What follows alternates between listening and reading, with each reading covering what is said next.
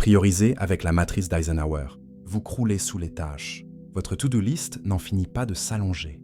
Et vous avez cette impression constante de courir, de répondre à ce qui crie le plus fort, sans jamais vraiment avancer sur ce qui compte. Vous êtes dans le réactif permanent. Le temps semble vous échapper. Et si vous appreniez à distinguer ce qui est simplement bruyant de ce qui est véritablement précieux, c'est tout l'objet d'un outil simple mais terriblement puissant, la matrice d'Eisenhower. Son principe repose sur deux questions fondamentales que vous devez vous poser pour chaque tâche qui se présente.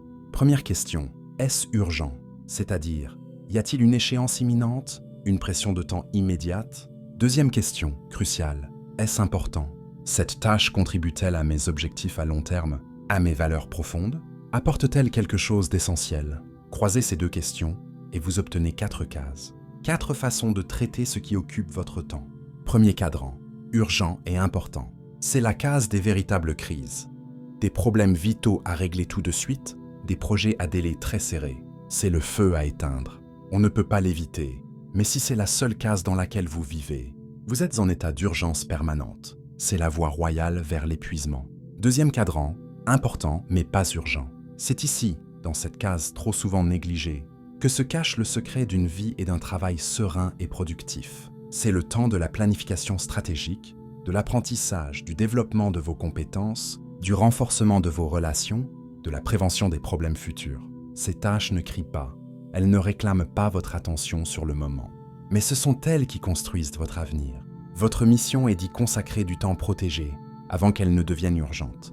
Troisième cadran, urgent mais pas important, c'est le piège.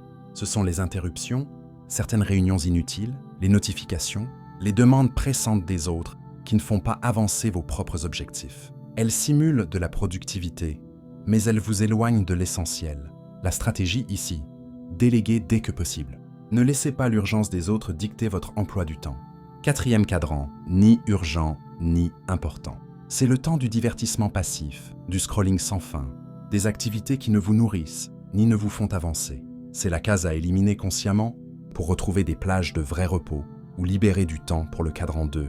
C'est en investissant ici, maintenant, que vous réduirez les crises de demain et que vous reprendrez le contrôle, non plus de votre temps, mais du sens de vos actions.